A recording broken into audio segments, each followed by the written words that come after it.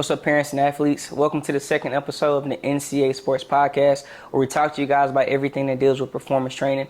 For today's episode, we'll be talking to you guys about how you can get faster as quick as possible. And I'm going to give you a couple things that you can start doing today, so that way you can go out there and achieve your goal of getting faster, so that way you can go out there and make more plays, all right? And so I'm just going to hop right into it. So the first thing that you can start to do as soon as possible, starting right now today, is you can start implementing the correct form. The reason why form is so important is that if you have terrible form, you're not going to be able to perform to your max capability, okay? The first thing is that with your head, what I see with a lot of kids or just athletes in general is that whenever they start to run, their head will go side to side, all right? Or they'll start to go up and down, or they'll lean their head back like this as they try to run. You want to keep your head in a neutral spine position, all right? That way it's looking straight ahead. It's not moving or anything like that. It's not taking any energy away from your body. All right, and so whenever you're running, trying to get top speed, you want all of your body moving as a unit in the same direction. So if any part of your body is not moving in that same direction, you're taking off time of how fast you're trying to get to your destination, all right? This could be the difference of getting a sack or not. This can be the difference of winning a relay or not. This can be the difference of making a play on the ball in baseball, or just being able to make a great play in volleyball. So you want to make sure that you're keeping your head in a neutral position. Make sure your arms are going cheek to cheek. Really rotate those shoulders, right? Get your hands cheek to cheek with your thumbs. Make sure that your legs are getting great knee drive and they're not just being low to the ground, really driving those knees up and down and keeping your feet pointed to the sky. Just to really go into more detail on that is that your arms and your legs are pretty much connected, all right? So there's an imaginary chain that links your arms to your leg.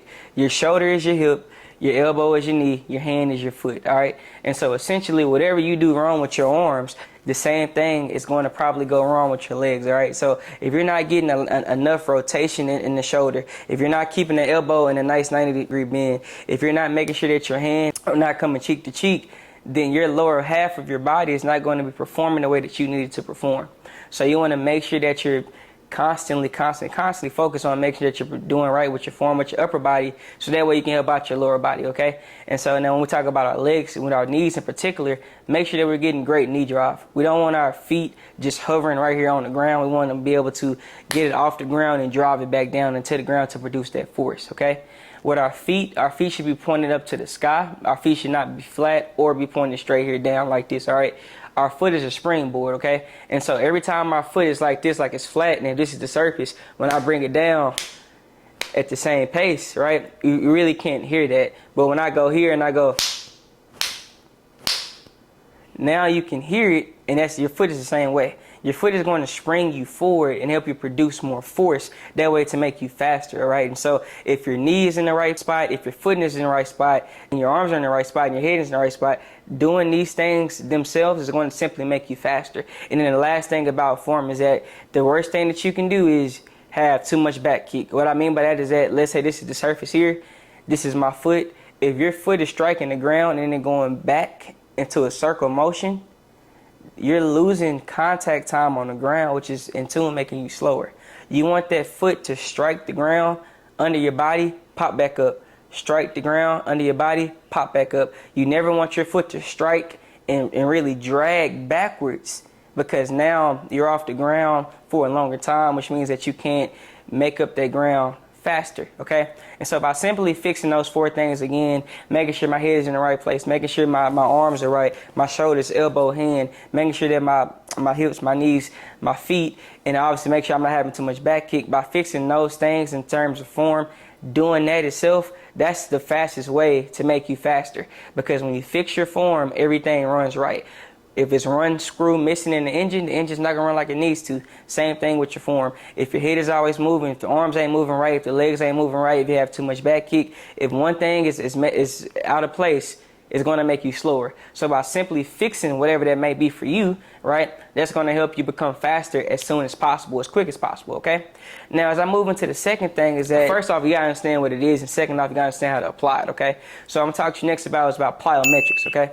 And so I know it's a big thing on just the industry as well. Lately, everybody's talking about plyometrics, and so All that is just a type of jump training to help you produce more force and more power, essentially, to be more explosive, right? And you can do things like bounding, alternate bounding, single leg bounding. You can do things like box jumps, depth jumps, drop jumps. You can do things like weighted jump squats, weighted barbell squats, and you can do trap bar deadlift jumps as well too. And so by doing these things, by doing weighted plyo especially, right, it's going to help you be able to move weight as fast as possible, but also become more explosive in the way that you're doing it, all right? And so it's going to help you with a lot of power output, and you need that power output to help you get faster and more explosive, right? Because no matter what phase that you're in, and when we're talking about running, if you have that power, if you have that strength that you need, right, and explosiveness, you're going to become faster, because now you're training your body how to get stronger, to use this new ability that you have to produce more force to make you more faster, all right? As we go into the third step, all right, the third step is we want to focus on our strength development, and I'm talking about the weight room. And the reason why this is so important is that it's going to go hand in hand with plyometrics, because when you naturally have a stronger body, right, typically you can become faster.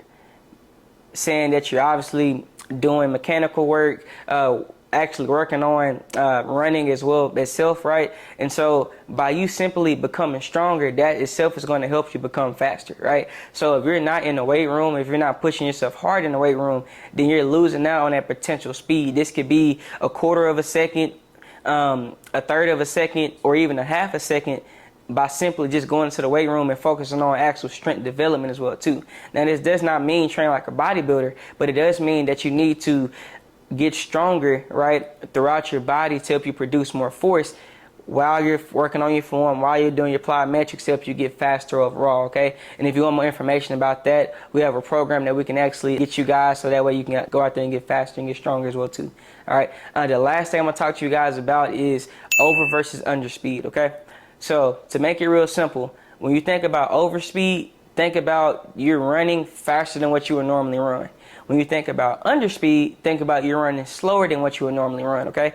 So overspeed might be you're running down a hill, all right? So you're at the top of the hill, you're running down, and obviously you're running way faster than what you usually run, and it's helping you get to a top speed that you haven't got to before, to get your body used to that. When you think about underspeed, you want to think about sled pushes, sled pulling, running with a parachute, things like running with a chain behind you. Things that are making you slower than what you normally are running to help you build up that power and that force. And so by combining these things or adding these things into your workouts, right, this itself is going to help you also become faster as well too, because now your body is running at a speed that it's not used to. So now it's going to help you get faster and get used to running at that top speed, that new top speed now. But also too, on the other hand, your body is running at a slower speed because you have more force that's holding you back. And so now you're actually building up those muscle fibers. You're building up the power that you need to be able to become a faster athlete, okay? And so by simply adding over and under speed into your workouts plans on a normal basis, this itself is going to help you become faster as well too, all right? And so essentially, like I told you again, you want to add these 4 things into your workouts starting ASAP. By doing these things, it's going to help you become faster than what you ever become. Again, work on your form, work on plyometrics, get in the weight room for strength training, and make sure that you're working on over and under speed. And again, if you have any questions about it, leave it in the comments. I'll get back to you as soon as possible. That way I can give you guys all the information that you possibly need. And if you're interested in learning more and actually joining our program, what you can do is that you can leave a comment to say ready. And if you say that, what I'll do is that I'll get in contact with you, and I can set you guys up with our Ultimate Athlete program that focus on getting you guys faster while also getting you stronger as well too. So thank you guys so much for your time. We're going to talk to you guys later on. Have an amazing day. Start implementing what we talked about right here, right now, so that you can become a better athlete. Talk to you guys later on.